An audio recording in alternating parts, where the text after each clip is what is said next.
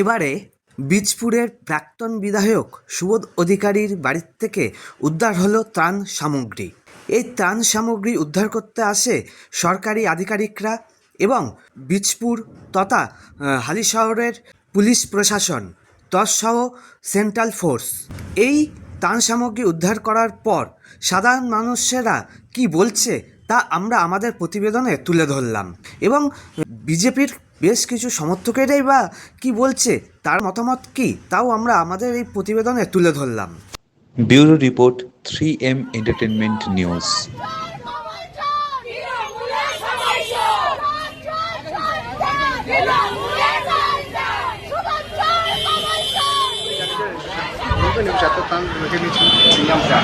এই দুই ভাই মিলে সারা বীজপুরটাকে লুটেছে, এমনকি মানুষের ত্রাণের যে ত্রিপল এসছে সেটা পর্যন্ত এরা মানুষকে দেয়নি। আজকে বীজপুরের প্রচুর মানুষ আছে যাদের এই বর্ষাকাল আসলে পরে মানে চারিদিকে থালা বাটি নিয়ে থাকতে হয় এই জল পড়ছে বলে। আর একটা গরিব মানুষ তাকে একটা দিলে কি ক্ষতি আছে, সেটাও খেতে হবে।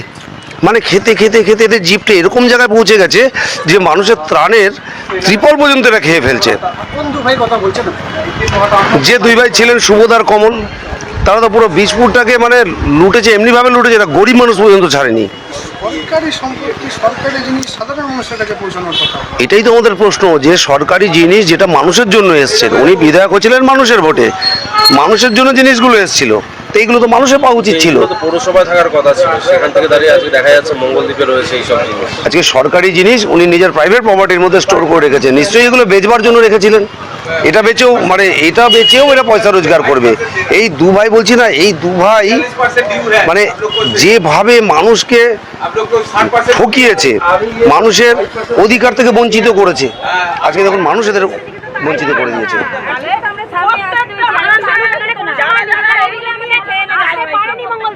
আপনাদের কি মনে হচ্ছে যে প্রাক্তন বিধায়ক তিনি আগে থেকে চিঠি যে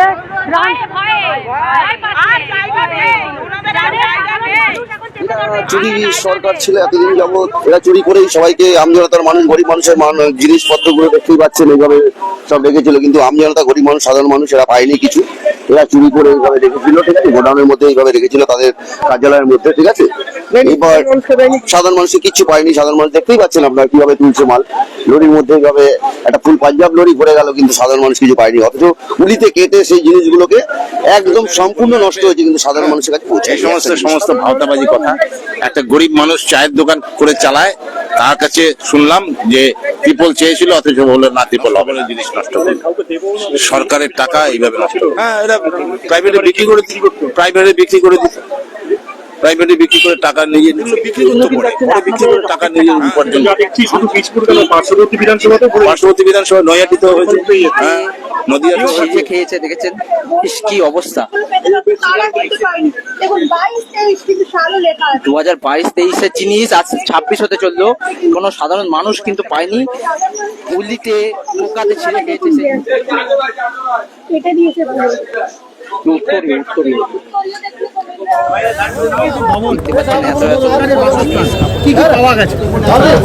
তিরপল পাওয়া গেছে, লরিতে দেখতে পাবেন তিরপল পাওয়া গেছে, ধুতি আছে, শাড়ি আছে, কম্বল আছে, এগুলোই আছে।